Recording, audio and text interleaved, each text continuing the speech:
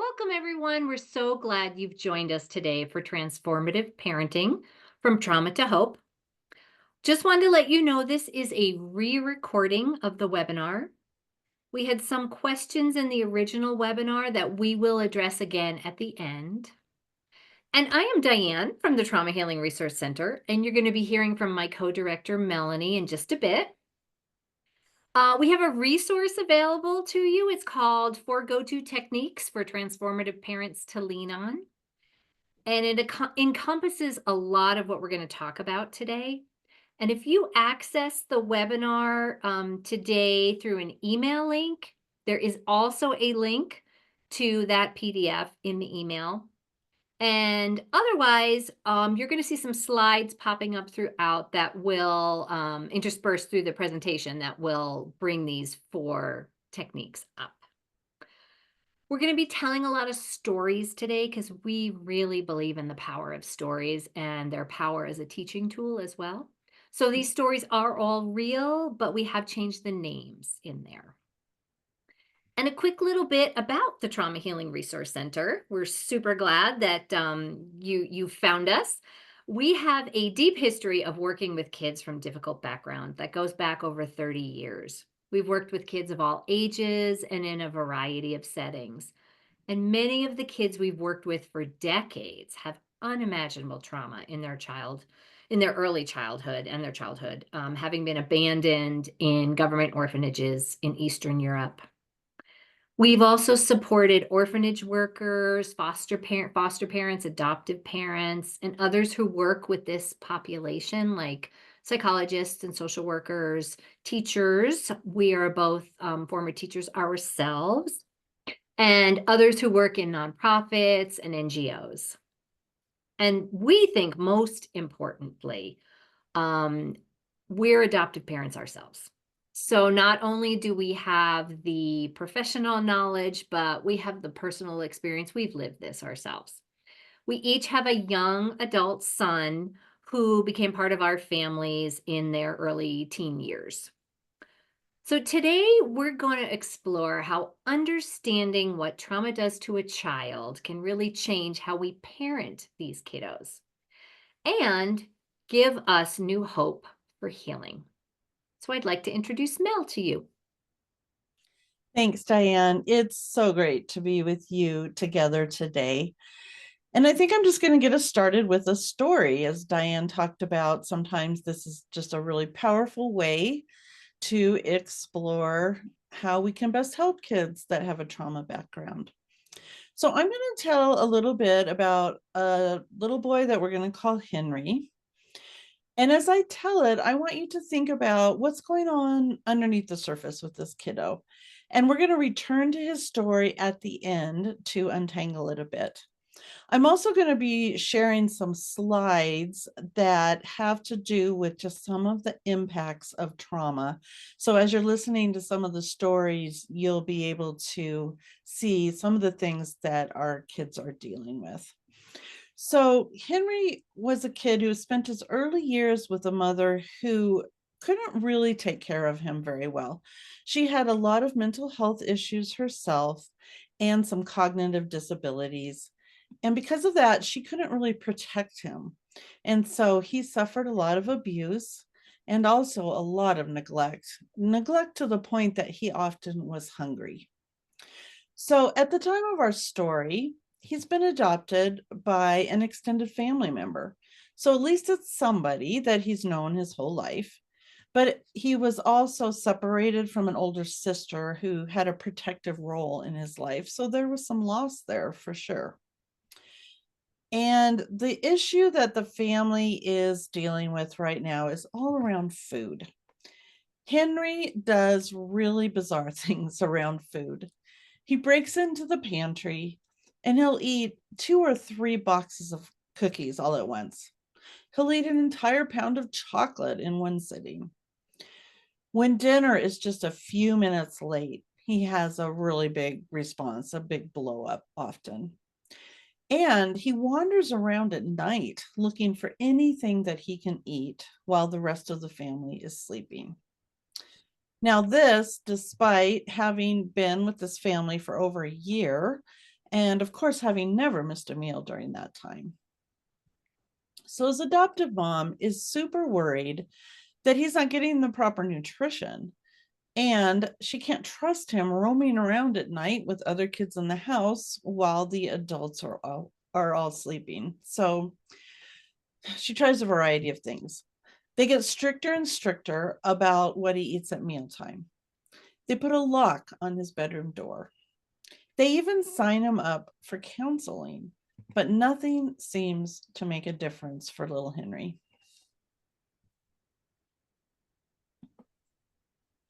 Thank you, Mel. And as Mel mentioned, we're going to revisit Henry at the end of our time together. But if you notice, the heart of Henry's story really is his trauma background. And to understand the why of his behaviors, we need to have a basic understanding of trauma. So, what is trauma? At its core, it's an experience or situation of danger that overwhelms our ability to cope or process. And we think it's really important that you focus on the second half of that definition, right? Your ability to cope or process, because two people could be in the same situation and yet it may not become traumatic for both of them if one of them has tools to cope and to process, right? So that's an important distinction there.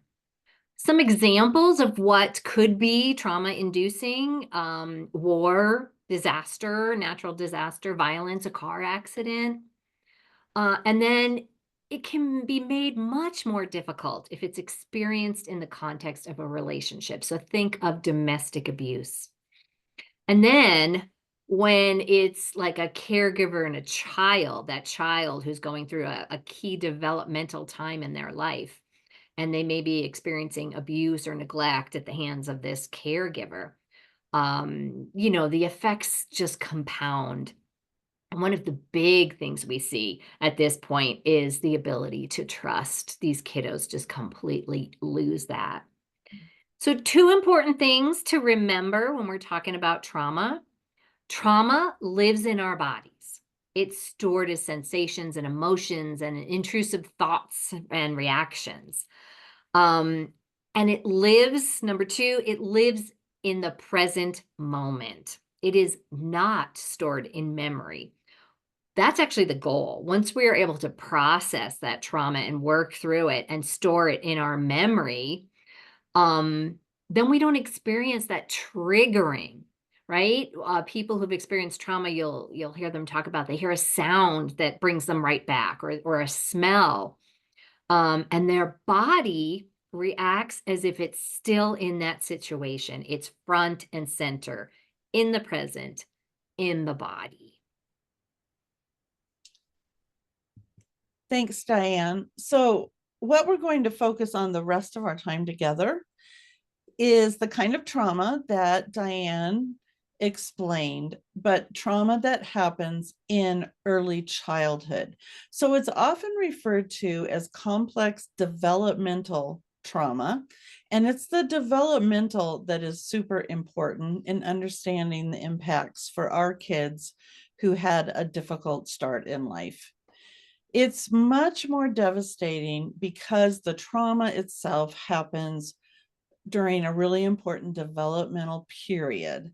And so there's a lot more negative outcomes that survivors struggle with throughout their lifespan. So one of the first areas of development that's impacted is the social emotional area. So this is how we relate to others, how we know who we can trust, who we should not trust. These are all things that are learned by a small child from an attuned caregiver that is responding to their needs. And so somebody that is neglected or abused by that caregiver is not going to form the same kind of attachments and have the same bonding experience.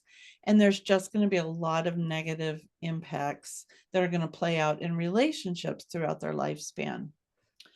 Another area of impact is in the sensory system. We use our senses to relate and understand the outside world. And so we're going to see kids that have trouble with sensory processing. They might have learning disabilities. They often have difficulty with attention. So maybe even a lot of kids diagnosed with attention deficit disorder. Sometimes kids even have difficulty sensing their own body in the way that we would consider typical. So you can imagine how this would play out if you're not even feeling how your own body is doing. How are you going to meet the needs that you have later in life? There's also often a big disconnect between cause and effect thinking. And so kids sometimes have difficulty connecting the choices they make with the outcomes or the consequences of those choices. Finally, or actually, I shouldn't say finally, I have two more things I wanted to talk about. One is the architecture of the brain and the way the brain develops. So we know that the brain grows through neurons connecting as a result of our experiences in the real world, our experiences playing with objects, being around other people. That actually causes our brains to grow. So kids that have a lot of neglect in their background just don't have the experiences and the number of experiences necessary to make all these neural connections. Scientists can even see this on brain scans. It's that obvious. And I think it's always really impactful to realize that the parts of the brain that are the most impacted that they can see on the scans are the parts of the brain that are related to relationships and how we interact with other people. So again, that kind of goes back to that social emotional impacts. And then I wanted to talk a little bit about the nervous system, because the development of the nervous system is impacted hugely in early childhood trauma. So this has to do with how you keep yourself safe, how you assess if something is dangerous. And this is just such a primal instinct, the instinct to survive that all humans have. And so it's really important to realize that our kids from trauma, their very nervous system is organized and developed around a sense of threat, a sense of being in peril, and that this is what drives a lot of the difficult behaviors that we see as their caregivers. And of course, that does make sense. If you're a small child, somebody's not taking care of you, you can't go out and get the food that you need, or change your diaper, or make sure that you have plenty of stimulating activities. You really are dependent on others. And so it is potentially life threatening, and certainly a situation that just feels very perilous to them. So we're going to see kids then that develop a real hypervigilance, like they're always scanning the environment that they're in, looking for danger, looking for that sense of threat that they feel inside of them. And this leads to a lot of behavior that to us probably seems like they're overreacting. We're going to get big emotional reactions to things. Even slight setbacks are going to trigger big responses. So it's a little bit like if you hear a noise at night, if you're at home and you hear a noise at night, for a split second, you might think, oh my goodness, there's an intruder in my house. And it's like your whole body mobilizes to meet that threat. But then the very next second, you realize, oh, it's just the wind. The wind's just blowing the branches against the house. And immediately you can relax. But our kids from trauma never get to relax in that way. It's like that alarm is always going off inside of them. So I always like to think that if a lion is really chasing you, you need to react in extreme ways. That's appropriate. But these kids are stuck running from the lion, even though the lion isn't there anymore. It's like they're survivors, but they're operating in a trauma world that doesn't really exist. And so now they need to learn a whole new way of being in the world. So our job as their caregiver is to help, is first for ourselves, is to understand the real needs that they have, that these kids have, that that exist underneath the behavior, that drive the behavior, so that we can help to replace those problematic behaviors with things that are going to serve them better, that are going to help them connect with their family, with others at school, with others in the outside community. Now that the lion is no longer chasing them. Well, thanks for that great understanding, Mel. And now that we kind of understand that trauma actually changes the nervous system, we can kind of understand how some of these behaviors developed early on to protect the kids. And they served a purpose in the short term.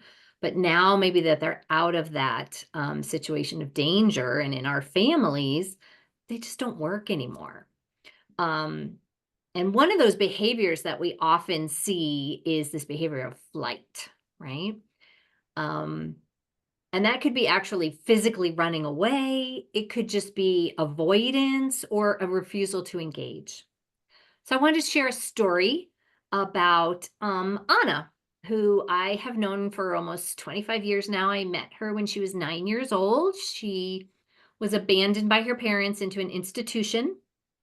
She experienced a lot of abuse and neglect at the hands of caregivers and others. There were people who came in and out and who she would start to develop relationships with, other outside workers, and then they would leave. So she really had no trust, first of all, that she would be taken care of or that she wouldn't be abandoned again. So she kind of really just kept herself isolated. In other words, that avoidance and that refusal to engage, if you will. That was how this flight behavior manifested in her. And she almost had like a mask of coldness. It just became her way. Like, I'll leave you first before you leave me, and I won't get close so it won't hurt when you leave. So I would come back every year and I would see her again, and we would have fun together. And back then we could write letters, so we would write letters. And then I started to go at other times during the year, and I would go to the orphanage to see her. Sometimes she'd come out of her room, and sometimes she wouldn't, and sometimes she would actually physically run away. Eventually, after an hour or so, she would make her way out, and we slowly started to get to know each other and build a relationship. um, she was able to become part of a group foster home. So I would go to visit her there. And again, she would sometimes come out right away and sometimes not, still very cold, and would keep herself walled off. But we could do some fun things together sometimes. And she got a cell phone and we could keep in touch that way. As she became a young adult, she was able to get her own housing situation and a job. And I would always let her know when I was coming. And she would always say the same thing. Well, I don't want to see you. And so I would say, well, that's okay. I'll come over and I'll knock, and you can choose to open the door or not.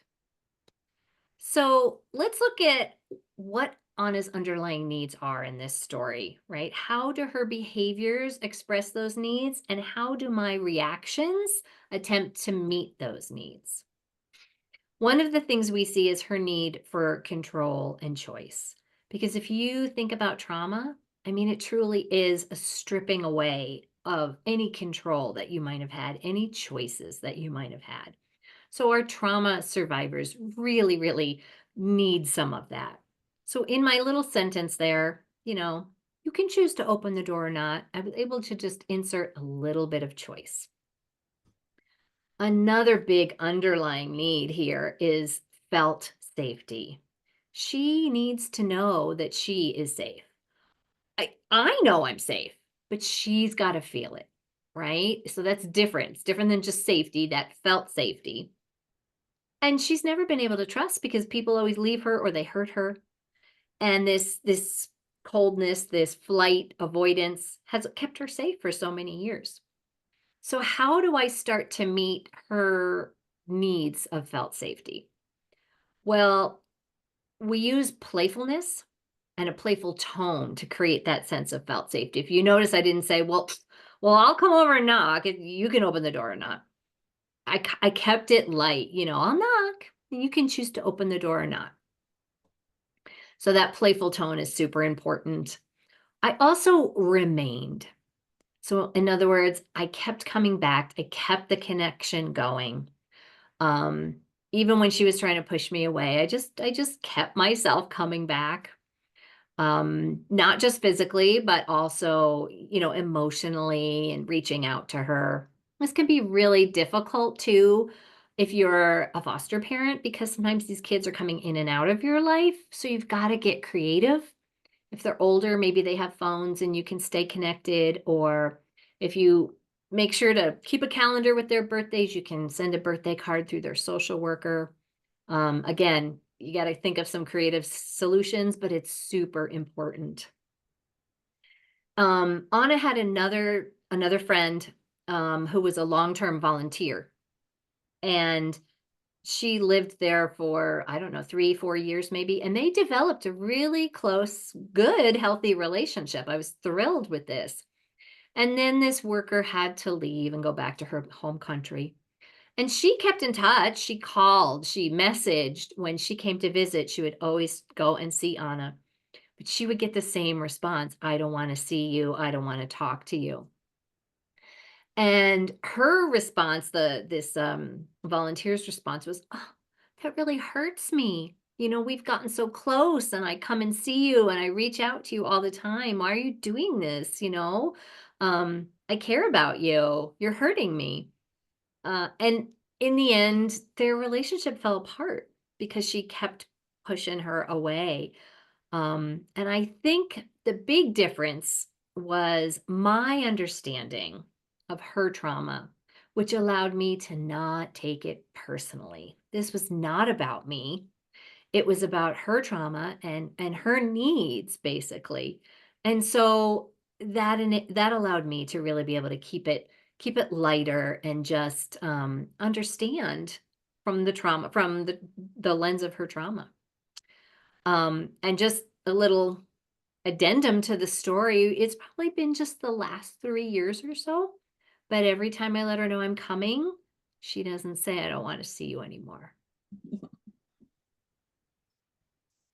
Thanks so much, Diane. I love the way that every response that you had to Anna was really focused on real needs that she had. That was kind of what drove the decisions that you made and how you approached her, was understanding what her real needs were. And that when you're really working to meet those needs, when you can understand what they are, that's when you can help replace some of the behavior that's not serving her well, not helping her connect with others. But because you understood the real needs underneath, then you can eventually help her move to a place where she is able to connect a lot better. So that's a really fun story. I'm going to share another story about another teenager. And this is somebody we're going to call Andre. He also had been abandoned at birth and then ended up in an orphanage for his early years. It actually wasn't such a terrible orphanage, but his main thing was that his cohort of friends of other kids in this orphanage, one by one, were adopted into families, and he was the one person that was left behind. And so after a while, he was taken in by a foster family, and they were a very loving family, but of course it's not the same as going to a forever family. And they also were very overwhelmed. They had 8 trauma background kids and then 2 of their own biological kids, and just a lot going on. They also were in a context where there wasn't a lot of outside community support. There was no counseling available. They had a very rudimentary understanding of psychiatry and of trauma that these kids have been through. So, the presenting problem with Andre is that all of a sudden, in his teenage years, he starts soiling his pants just out of nowhere. And of course, the first thing they do is take him to the doctor. There's no physical reason that can be identified for this behavior.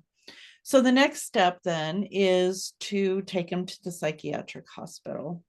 Now, in this community, you have to understand that this hospital has a really scary reputation, that all they do is restrain people and sedate them, and just think of the most scary movie that you could imagine. So as they arrive and they go into the room to meet the psychiatrist, all of a sudden, Andre starts pretending that he's deaf. His foster mom is completely floored. He's never exhibited this behavior before. And so she can't imagine where this came from. But he carries it out so well that the psychiatrist can't evaluate him, and they just end up going home. So at her wit's end, the last thing she can think of to do is she knows that there's a family vacation coming up that he really wants to go on.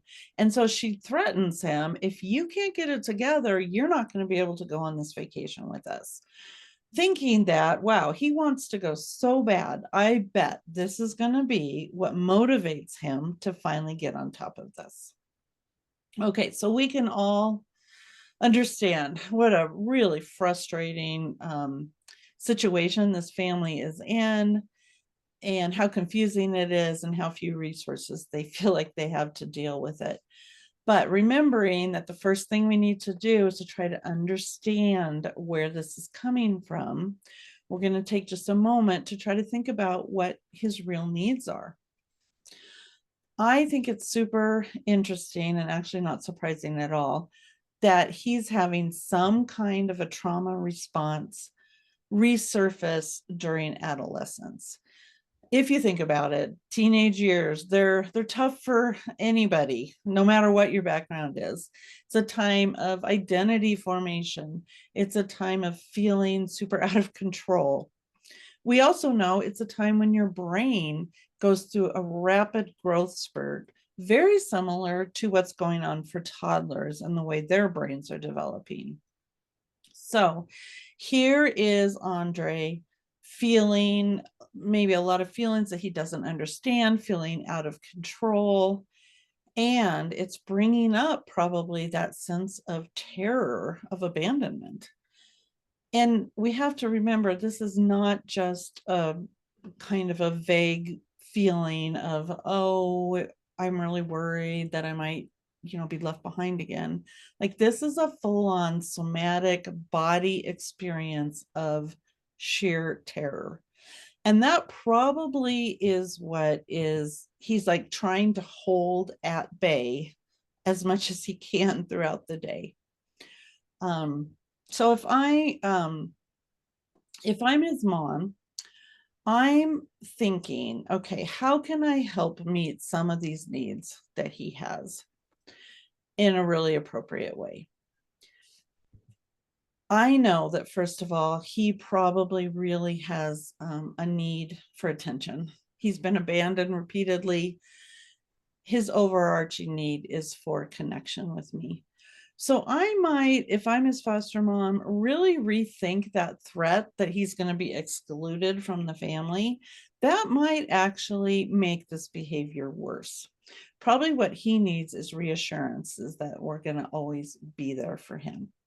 I might have to get pretty creative. I've got a lot of other kids, a lot going on, but I'm going to look for ways to connect with him that feel special to him. So maybe I only have 10 minutes to give here and there throughout the day, but I'm going to try to make sure that I'm not just connecting with him around this problem behavior. I think that can be such a trap that we can fall into when we have kids, they just have a lot going on, that the only times we interact with them are trying to solve problems, solve problems, solve problems. I'm going to look for other times to connect with him. And I know that it's also really important to be very playful, because that is what is going to help him feel a sense of safety. And of course, it's in the hard times you probably don't want to be playful, but those are the times that it is the most important. And so maybe I'm going to come up with a little secret signal that I give to him and be like, hey, Andre, nobody else knows about this. We're going to have our little secret handshake. When I give you that handshake, it means I have 10 minutes to go shoot hoops with you, or find some other way that I can meet his attention needs. I know often when kids are vying for our attention in kind of annoying ways, it's pretty easy to be dismissive and just say, oh, they just want attention. That's why they're doing it. Of course, we don't want to reinforce difficult behaviors, but we can't forget that their need for attention is real, and just look for other ways to try to connect with them. So all that, those times of play, of being together, of having a playful tone, can really start to rebuild that trust with him. I'm going to also look for ways that I can give him as many choices as possible, knowing that this is going to help him start to feel in control. And so if we have 10 minutes together, do you want to toss a ball or do you want to shoot hoops? I'm cooking dinner. Do you want green beans or carrots to be the vegetable for tonight?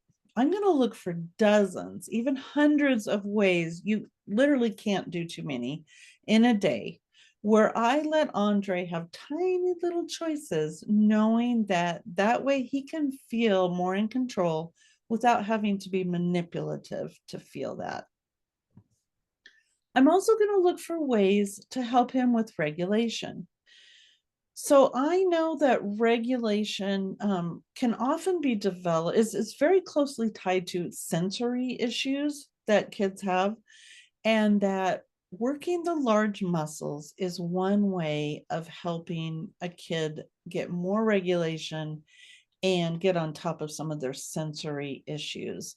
I'm remembering back to the fact that often kids that have trauma don't even feel their bodies the same way that we assume that they do. And so any way that I can help him feel more regulated is really going to help. So working the large muscles could look like jumping on a trampoline, helping me move the couch when I have to do any kind of heavy work around the house. He's going to be the kid that I am going to ask for, not because I necessarily need his help, but because I know it is going to help him regulate himself. So if you are interested in more of these kind of regulation kind of activities, we don't have time to dive into it in a really deep way today, but I know it's a really big issue with almost all kids from trauma.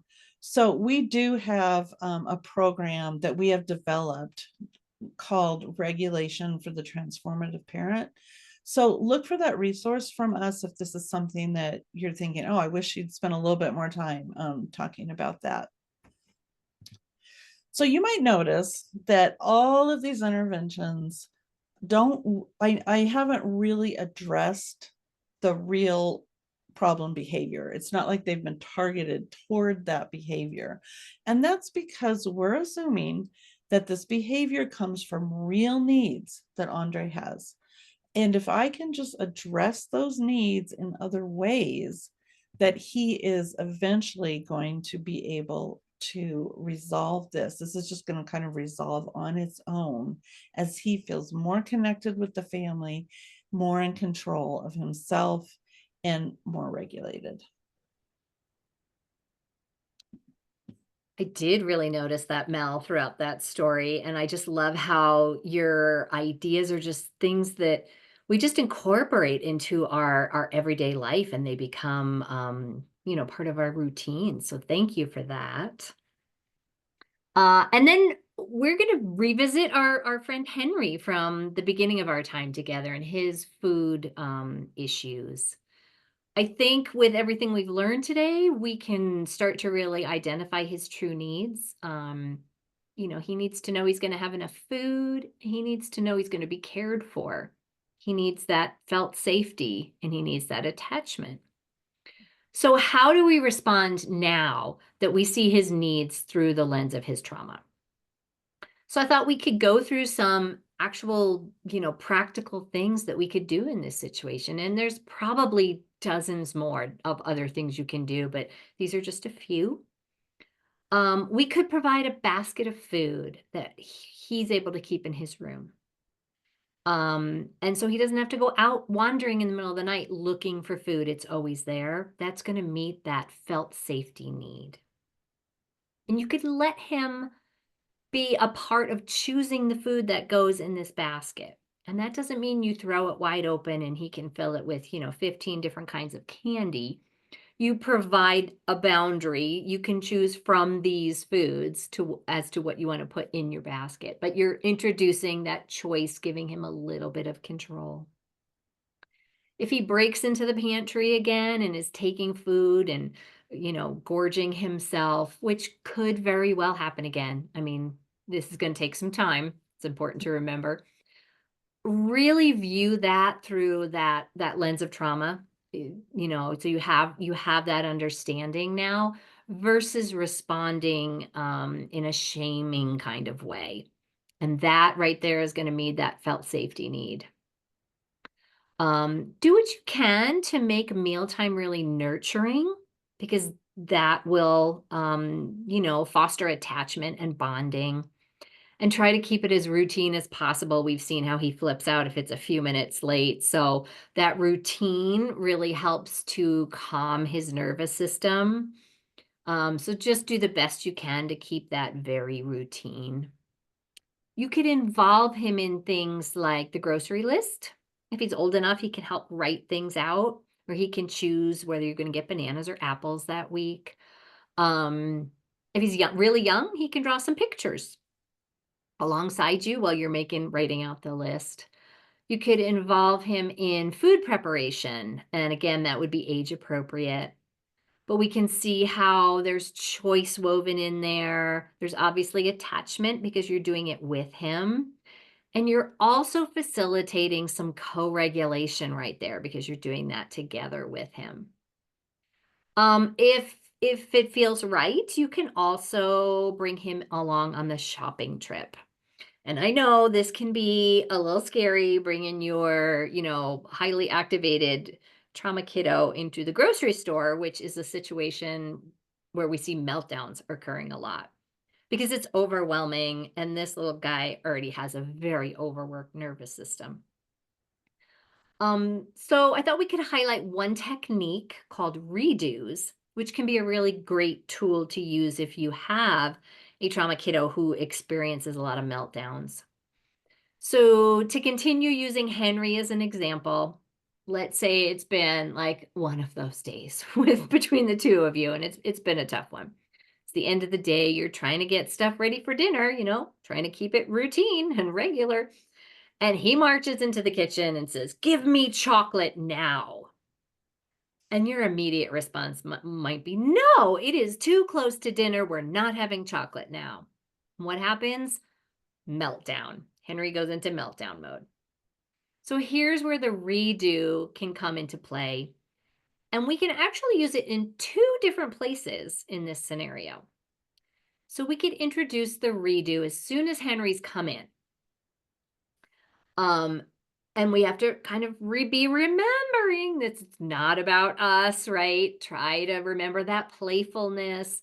And you could do something like, "Oh, Henry, you scared me. I thought you were a bear. Do you think we could try to do a redo? Why don't you go back out and let's say you come in as a mouse and you ask me again. Want to try it?" Make sure you've thought through a response. If Henry says, "Yeah, let's do it again," if he agrees, you've got to have a response that you're okay with. Maybe that's, "Yeah, let's share a little piece together." Or, "It's really close to dinner right now, Henry. How about we pick out a piece of chocolate and you can either put it next to your plate while you're eating dinner or put it up on the counter to keep it safe. What do you think?" And you could even do that in the mouse voice or a bird voice or whatever you decide to do. So let's think about the outcomes of attempting that. If he agrees to go through with it, right? Um, maybe the tantrum is averted. Yay! Or maybe he's like, no. And boom, we just go into full meltdown mode. It happens. So what can we, in that situation, there's not a whole lot we can do. His little brain has basically, the cognitive part of his brain has gone offline. And so he can't hear what you're saying. You can't reason with him. He can't even hear you yelling, really.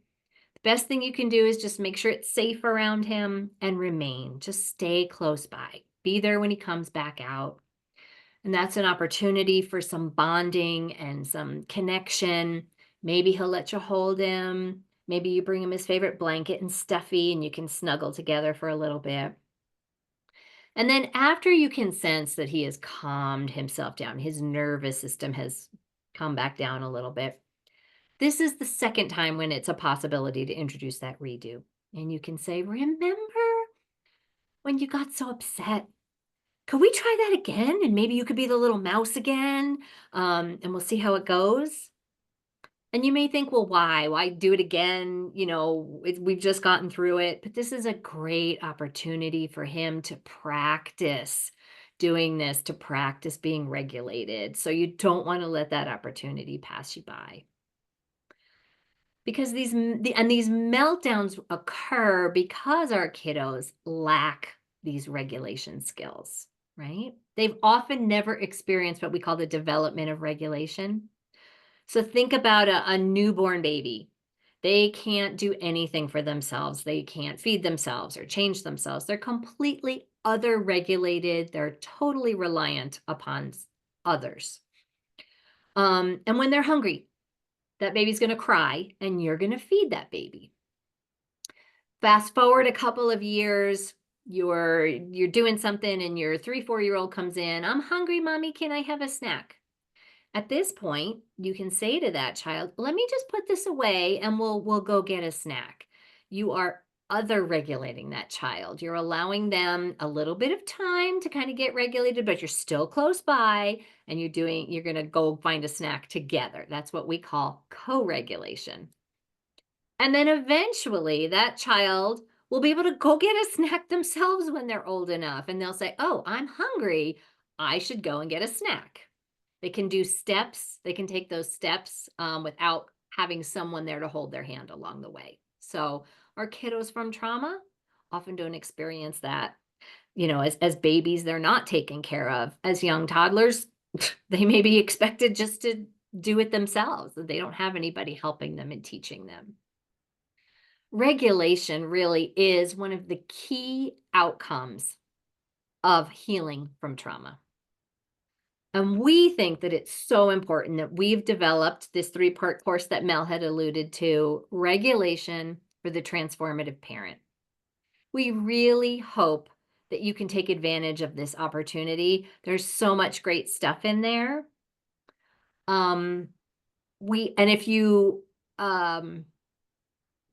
If you have specific needs with your situation that you really would like some one-on-one time, we offer individual coaching as well. So you can go ahead and get in touch with us about that. Best way to reach us is through email, and that's healing@traumahealingresourcecenter.org. Or you can reply to any email that you've ever received from us as well. So we're getting close to the end here. I do believe we had a few questions from our original recording that we would like to address. Yes, the first question that somebody had asked that I thought we could spend a few moments on is this person expressed that they were curious about how to support kids with sexual trauma, especially as family members, as foster parents, as their families and caregivers. How can we support them if that's in their background? Oh, wow. That's a great question because we know so many of our kiddos have experienced sexual trauma. Um, I think we know too that how important touch is to develop that bond and that attachment, but it can be so tricky in this situation because their trauma came from touch. So that can be so triggering. One of the first things I think we can do is try to provide as much choice as possible, especially when it's about touch and their bodies, because that control of their bodies was completely ripped away. So anytime we're attempting a physical interaction, try to introduce choice. For example, um, always get permission. Like, can I hug you? And if they say no, you back off. If they say yes, another layer could be, would you like to do a side hug or should we do a triangle hug together? So that's one thing.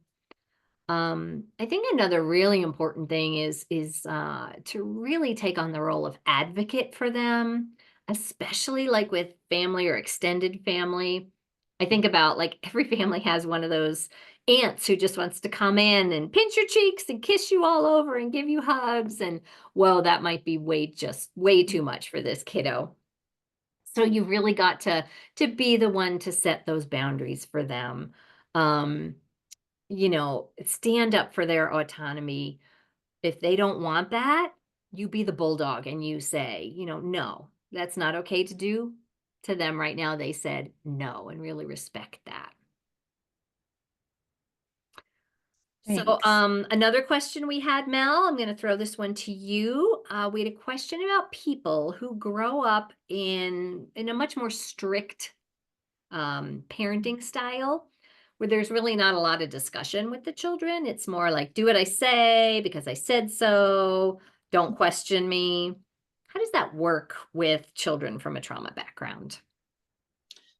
Wow, that's such a good question, and I think points to a really important distinction that what we've been talking about today really is targeted toward kids that have trauma in their background.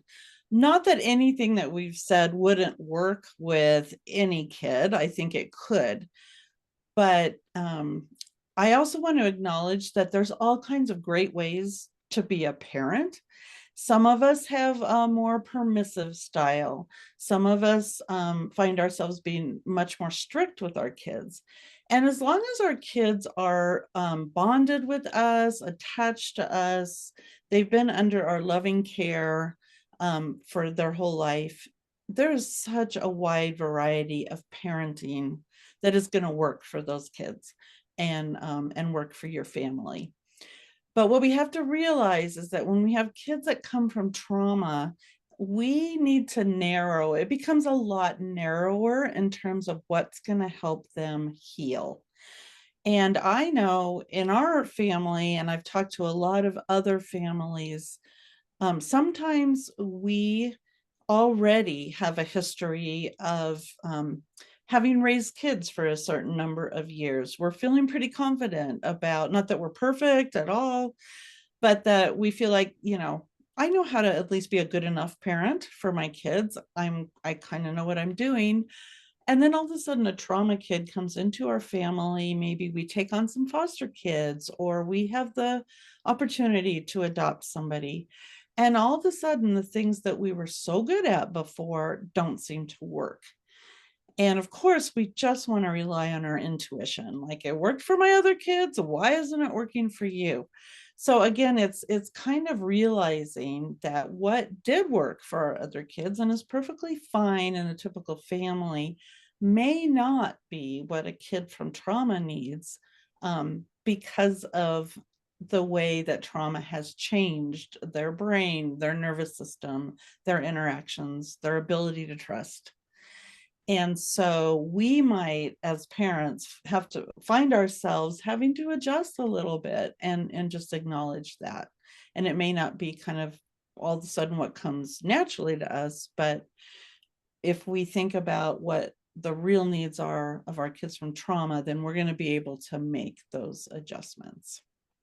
So hope that helps a little bit. Thank you. Yeah, those are both great questions. So we want to thank everybody who's with us so much for joining us today. We are really passionate about passing on what has made our own journey of healing possible. We want to make sure that you never feel like you're alone in this journey. So we hope that you can take advantage of all the resources that we have here at the Trauma Healing Resource Center. And again, don't forget that one of our resources is this course on regulation. If you are joining us from an email that we sent you, you have already received a link to this regulation course in that email. So you can go back to that in order to access it. So please look for it. We really hope our paths cross again soon, and we wish all the best for you and your family and the kids that you care so much about and that you care for. Thanks. It's been a real pleasure.